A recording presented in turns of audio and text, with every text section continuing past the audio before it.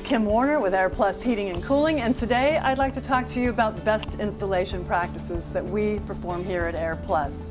First and foremost, we only hire U.S. citizens that are factory trained, background checked. That's very, very important to have the right people doing the job. So that said, the next thing that we do to make sure that we do the best practices to meet city code, first of all, when we pull out the old furnace, you're going to see below here what's called the return air platform. You can't see anything there, but it's a hollow cavity. We scoop out all the dirt, we line it with a 1-inch ductboard so it'll make it more quiet, and this motor that's running right now, more efficient. So we line and seal the return air platform. That's where all the air gets pulled in on the inside. First thing we do. Second thing we do, after we pull out the old furnace, we put the furnace back, the newer furnace. It's going to be a little different size usually. So we modify what's called the plenum. Now this happens to be the evaporator coil, so I have air conditioning as well as heating. Now the evaporator coil is mounted to the furnace. We like to match brands, so we have a Trane furnace, a Trane evaporator coil. As you can see, it lines up perfectly. I've been in many homes where the evaporator coil is larger or smaller, nothing quite lines up. This just makes it more airtight.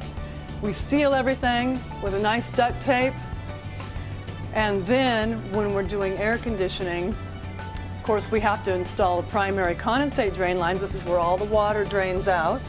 That's what air conditioning is doing. It's pulling the moisture out of the air. That's what's making you feel hot, is that hot air with the moisture. It's pulling out the moisture. We install what's called the safety float switch. That's a really good installation practice that some people don't always do. So if these ever get clogged, okay, the system will shut down because of this mechanism. We're always going to replace the shutoff valve. This is the newer style gas flex shutoff valve. We will also replace the electrical cord that plugs into the system. We will replace the B vent. This is called the B vent with a double wall B vent. So this is all the vent leading up to the flue pipe. We replace it. Single wall B vent is no longer up to code. And then the other thing that we do is, now this is pretty tight, everything fits closely, but up here you'll see the old dirty fiberglass insulation. We don't use that anymore. So we pull off, if you see in your system that you have a dirty fiberglass insulation with black, that means it's been leaking air. We cover it up now, we get rid of the fiberglass and put in a nice bubble wrap foil back insulation. And then we seal it nice and tight. Another thing that we do at AirPlus, what we call our best installation practices, is we replace the old-fashioned, what's called stamped return air grill. That's where all the air gets pulled in.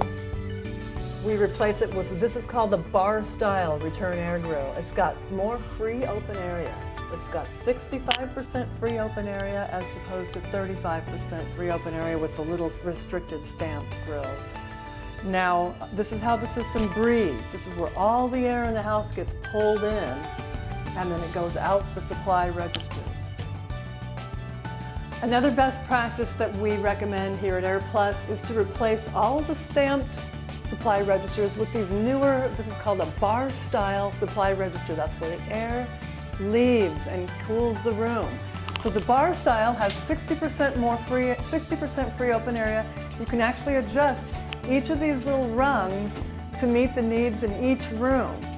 So the older ones, they shoot out at 45 degrees.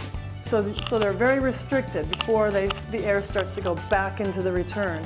The best installation practices for the outdoor or condensing unit are, starting at the bottom, we no longer use the concrete pads because they crack and they don't drain as well.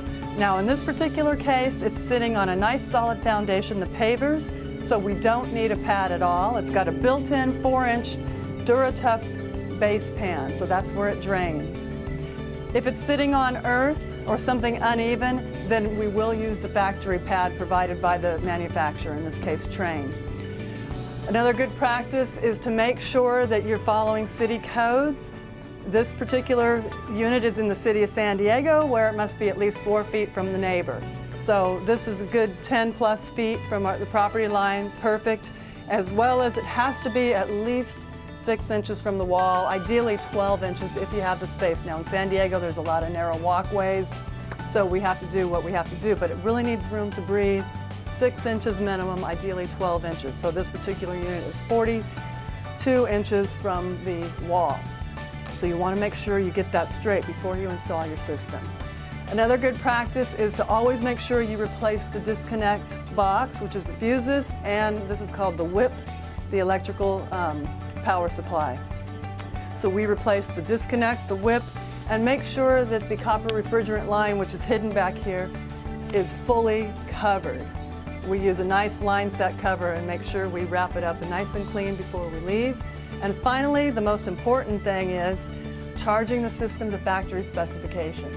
Now, you may think, oh, the unit's already fully charged when we get it by the factory. However, depending on how much copper is run, that could need a little more refrigerant. So we spend about 45 minutes at the end of our job charging, putting up our gauges, and making sure that you have the exact amount of refrigerant that's needed.